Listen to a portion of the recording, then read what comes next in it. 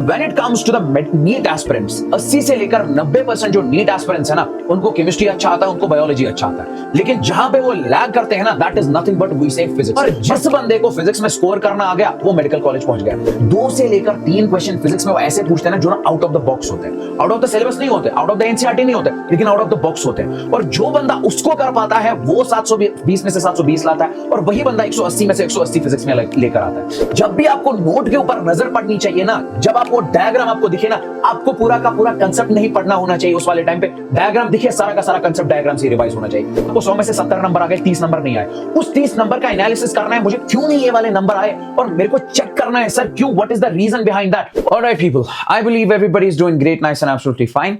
So 180 out of 180 in physics and welcome to Vedantu NEET Made Easy। इस वाले video में हम बात करते हैं 180 में से 180 कैसे लाते हैं, और अगर 180 में से 180 नहीं 170 प्लस तो लानी ही लानी। सर इतना जरूरी है क्या? यस, इतना जरूरी है, क्योंकि we say physics is the deciding subject and यही तुम्हारा रैंक डिसाइड करेगा और यही तुम्हें मेडिकल कॉलेज पहुंचाएगा। सर ऐसा क्यों? क्योंकि when it comes to the NEET aspirants 80 से लेकर 90% जो नीट एस्पिरेंट्स है ना, उनको केमिस्ट्री अच्छा आता है, उनको बायोलॉजी अच्छा आता है, लेकिन जहां पे वो लैग करते हैं ना, that is nothing but we say physics. और फिजिक्स में ही तुम्हें एग्जामिनर घुमा सकता है, और जिस बंदे को फिजिक्स में स्कोर करना आ गया वो मेडिकल कॉलेज पहुंच गया।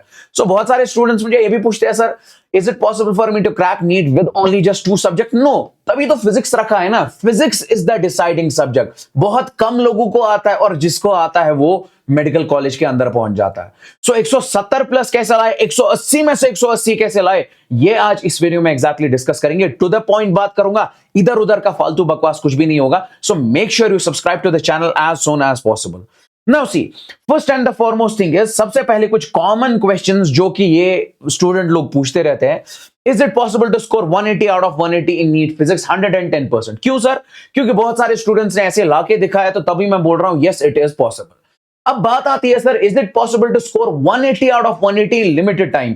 सर लिमिटेड टाइम में क्या पॉसिबल है? कोई बंदा आएगा सर मेरे को बताओ 2.5 मंथ्स में या 2 मंथ्स में, 2.5 महीने में क्या पॉसिबल है? नहीं, वो पॉसिबल नहीं है, क्योंकि इसमें जान लगती है, मेहनत लगती है, तो 2.5 महीने में वो पॉसिबल नहीं है। हमारे पास 8 मंथ बचे हैं, 8 मंथ में 110% हो जाएगा। बताऊंगा कैसा स्ट्रैटेजी है, so make sure you stick to the video till the end.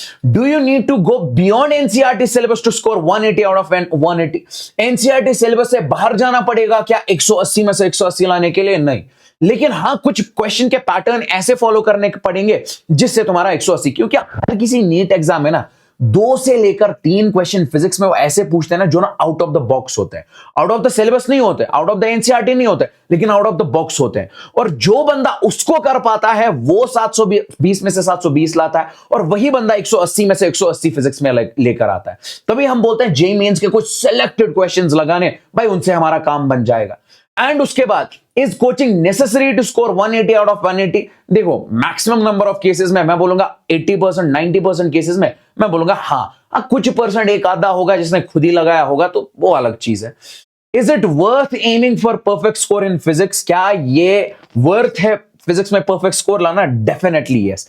Physics में तुम्हारा सही स्कोर आया ना, मैं बोलूंगा 110% तुम्हारा नीट का सिलेक्शन पक्का है। क्यों? क्योंकि बायोलॉजी में 340 नंबर लाना 360 में से, इट इज वेरी इजी, ठीक है ना, आराम से तुम ला सकते हो। 2-3 रिवीजन मारो, खुद ब खुद आ जाएगा, और टीचर घुमा नहीं सकता, एग्जामिनर घुमा नहीं सकता उतना बायोलॉजी में जितना कि फिजिक्स में घुमा सकता है। केमिस्ट्री में तुम्हारा इजी है, आराम से, तो यहां पे तुम्हारा फिजिक्स काम बना देगा। अब मेरी बात सुनना ध्यान से, sir how to make it happen, इसको हम कर कैसे सकते हैं? देखो, 2 तरीके के स्टूडेंट है, एक तो वो है जो ऑनलाइन पढ़ते हैं, और दूसरे वो वाले स्टूडेंट्स है जो ऑफलाइन पढ़ते हैं। दोनों के लिए एग्जैक्टली अप्रोच बताऊंगा, मास्टर अप्रोच है, ठीक है। सबसे पहले बात आती है कंसेप्चुअल क्लैरिटी। जब तक तुम्हारे कंसेप्ट्स क्लियर नहीं होंगे ना, तब तक ये चीज पॉसिबल नहीं है, इट इज इम्पॉसिबल। अब उसके बाद मैं बोलूंगा special attention to the high weightage topics. भाई जब आप पढ़ना स्टार्ट करो ना, सबसे पहले हाई वेटेज टॉपिक के ऊपर फोकस करो, क्योंकि जब भी आपने उनके ऊपर फोकस किया, लाइक मेरा करंट इलेक्ट्रिसिटी है, मेरा इलेक्ट्रोस्टैटिक्स है, मॉडर्न फिजिक्स है, ये वो चैप्टर्स है जिनसे नंबर भर भर के आते हैं, ठीक है ना। तो मैं बोलूंगा उनके ऊपर सबसे पहला अटेंशन एंड फॉर्मूला की मास्टरी करनी है, फॉर्मूला रट्टा लगाना है। आप बोलोगे सर मैं एक काम करूंगा, अगर मैं फॉर्मूला को रिवाइज नहीं, मैं फॉर्मूला को याद नहीं रखूंगा, मैं जनरल फॉर्मूला याद रखूंगा और वहां आके डिराइव करूंगा उसके सब फॉर्मूला, नहीं, वो तुम्हारा टाइम वेस्ट कर देगा, उससे तुम्हारा टाइम वेस्ट हो जाएगा, वहां पे टाइम मैनेज नहीं होगा, डिप्रेशन का लेवल बहुत ऊपर चला जाएगा, तुम्हारे से एक भी क्वेश्चन फिर वहां पे सॉल्व नहीं होगा, पूरा का पूरा डाउन चले जाओगे। तो पहले ही जो भी तुम्हारी सब फॉर्मूला है, मेन फॉर्मूला है, सब की सब पहले ही करनी है, एज सिंपल एज दैट। वहां पे नहीं छोड़ना है, वहां पे डेरिवेशन नहीं करना है, वहां पे फोड़ना है। एंड उसके बाद हमारा आता है इमीडिएट डाउट सॉल्विंग। मान लो आप कहीं से कंसेप्ट पढ़ रहे हो, आप कहीं से टॉपिक पढ़ रहे हो, आपको डाउट आया, जस्ट उस लेक्चर के बाद आप उसको डाउट को क्लियर कराओ, as simple as that. Last पे रखोगे तो वो बढ़ता जाएगा, बहुत सारे डाउट्स बढ़ते जाएंगे, at the end of the day आप कुछ नहीं हासिल कर पाओगे उससे। And review and self assessment, जो भी आप पढ़ रहे हो उसको जरूरी रिव्यू करना है एक बार, जो भी आप पढ़ रहे हो कहां पे क्या हो रहा है, कहां पे नहीं हो रहा, उसको जरूरी एक बार देखना है। एंड उसके बाद आता है बेसिकली नोट टेकिंग। अब मेरी बात सुनना, मान लो जैसे आप पढ़ रहे हो फिजिक्स, एक तो आप सबसे पहले लेक्चर नोट्स बनाओगे, एंड उसके बाद ये अलग से है, मैं बोलूंगा that is nothing but revision notes. Sir lecture notes मतलब जैसे आप फॉर एग्जांपल किसी का लेक्चर लगा रहे हो, उसमें आप लेक्चर नोट्स बना रहे हो, डिटेल्ड नोट्स, उसमें आप डायग्राम्स बना रहे हो, वो सब सही है, लेकिन साथ में आपको रिवीजन नोट्स लगाने। सर रिवीजन नोट्स कैसे बनाने? इसमें आपको खाली वो पॉइंट्स डालने हैं जो इंपॉर्टेंट है। लाइक फॉर एग्जाम्पल आप कूलम्स लॉ लिख रहे हो, फॉर्मूला लिखो और एक दो मेन पॉइंट्स लिखो जो उसके होंगे, एंड उसके बाद दैट्स इट। मैं बोलूंगा वो हो गया तुम्हारा ये, एंड जो भी उसके सब फॉर्मूलाज आते हैं वो भी आप उसमें मेंशन करो, दैट्स इट। डिटेल यहां पे नहीं लिखना, डिटेल आपको लेक्चर नोट में लिखना होगा। अब मेन पॉइंट नोट्स में आपको करना क्या है? दैट इज नथिंग बट मैं बोलूंगा की पॉइंट्स मेन के ऊपर ज्यादा फोकस करना, उनको हाईलाइट करके रखो, समराइज की पॉइंट्स हाईलाइट कर, जो मेन पॉइंट्स है उस कंसेप्ट के उनको हाईलाइट करके रखो। Use visual aids, like for example आपने फिजिक्स में देखा, ये मेरे पास एक ब्लॉक है, नीचे से मास एम फोर्स लग रहा है, मतलब mg लग रहा है, ऐसे ही ऊपर से टेंशन लग रहा है, तो जो भी डायग्राम है ना उसको आप सही से बना के रखो। क्यों? क्योंकि जब भी आपको नोट के ऊपर नजर पड़नी चाहिए ना, जब आप वो डायग्राम आपको दिखे ना, आपको पूरा का पूरा कंसेप्ट नहीं पढ़ना होना चाहिए उस वाले टाइम पे, डायग्राम दिखे सारा का सारा कंसेप्ट डायग्राम से रिवाइज होना चाहिए। ऐसे आप विजुअल एड से उसको रिवाइज कर सकते हो, ऐसे लिख सकते हो उस पे।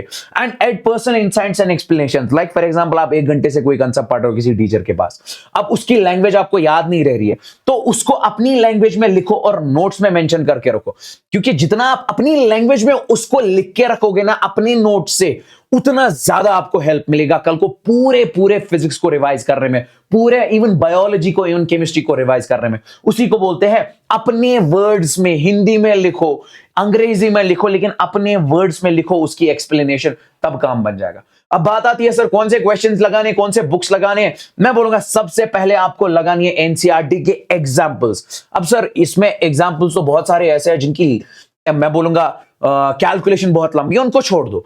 जो आपको कैलकुलेशन छोटी वाली है उनको सबको लगाना है, और जो आपके एनसीईआरटी की एक्सरसाइज है उसको भी लगानी है।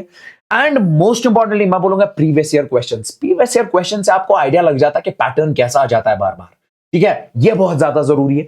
एंड जब आपको इनसे फुर्सत मिलेगी तब आप किसी बुक के ऊपर शिफ्ट करोगे, या तो डीसी पांडे करो, या तो कोई कोचिंग मॉड्यूल कर लो, या तो मैं बोलूंगा वेदांतु का best of the best material अभी अमेज़न पे भी अवेलेबल है, दैट इज वेदांतु तत्वा, ये भी आप एग्जैक्टली कर सकते हो, ठीक है।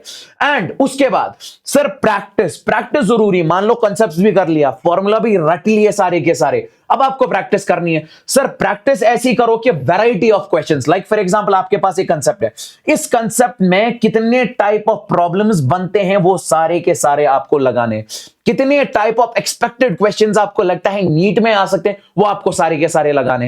एंड मैं बोलूंगा एटलीस्ट 250 प्रॉब्लम्स पर चैप्टर लगाओ, काम बन जाएगा आराम से, as simple as that. And मैं बोलूंगा उसके बाद लेवल को इंक्रीज करो, बेसिक क्वेश्चंस पे ही मत रहो, लेवल इंक्रीज करते जाओगे उतना ज्यादा तुम्हारा एफिशिएंसी बढ़ जाएगा, तो बेसिक वाले आप खुद ब खुद कर पाओगे फिर। लेकिन स्टार्ट करना है बेसिक लेवल से, पहले ऊपर लेवल से स्टार्ट करोगे फायदा नहीं होगा, बेसिक लेवल से लेवल अप, लेवल 3, ऐसे ही एग्जैक्टली आप करते जाओ। Solve every type of problem on a topic, जितने भी टाइप के प्रॉब्लम्स है आप उसको सोल्व करते जाओ। डेली प्रैक्टिस पेपर्स, आपको डेली प्रैक्टिस पेपर्स जो भी जहां पे भी आप पढ़ते हो वहां पे मिलते होंगे, लेकिन सबसे पहले मैं बोलूंगा इनके ऊपर फोकस है, उसके बाद बाकी जो आपको लगाना है थर्ड प्रायोरिटी आपको होनी चाहिए, ठीक है। एंड उसके बाद chapter wise test and analysis, once you are done with a chapter, उसके बाद उसी चैप्टर का टेस्ट दे दो। सर दे दिया टेस्ट, लेट्स सपोज आपको 100 में से 70 नंबर आ गए, 30 नंबर नहीं आए, उस 30 नंबर का एनालिसिस करना है मुझे, क्यों नहीं ये वाले नंबर आए, और मेरे को चेक करना है सर क्यों, what is the reason behind that, और चेक करो क्यों नहीं ये नंबर आए, कहां पे मैं लैग कर गया, किस कंसेप्ट में पीछे रह गया, और जब तुम एनालिसिस करोगे उसका डेफिनेटली वो तुम्हारा, और री अटेम्प्ट दे दो उस टेस्ट को, खुद ब खुद पूरे नंबर आ जाएंगे। एंड जब ये सारा कर लिया उसके बाद मान लो तुमने अब सब कुछ कंप्लीट कर लिया, उसके बाद फुल लेंथ मॉक टेस्ट लगाने, क्योंकि पूरे सिलेबस का जब तुम मॉक टेस्ट लगाते हो ना तब पता चलता है तुम कितना पानी के अंदर हो, तुम कितना पानी के बाहर हो, ठीक है। So this is also very mandatory, full length के मॉक टेस्ट, उसके बाद इसका भी analysis very much important. Make sure आप ये सब कुछ एग्जैक्टली फॉलो करो, you will definitely get 170 plus out of 180 मैं बोलूंगा इन फिजिक्स। मैंने कुछ तूफान वाली चीज नहीं बताई, ये बेसिक चीजें हैं, इन्हीं बेसिक चीजों को आप अगर अप्लाई करोगे for sure you will get 180 plus in physics. So thank you so much, make sure you subscribe to the channel and like this video, comment down below कैसा लगा एंड किस किस चीज पे आप वीडियो चाहते हो, I will be making on that. Thank you so much. Take care and bye-bye.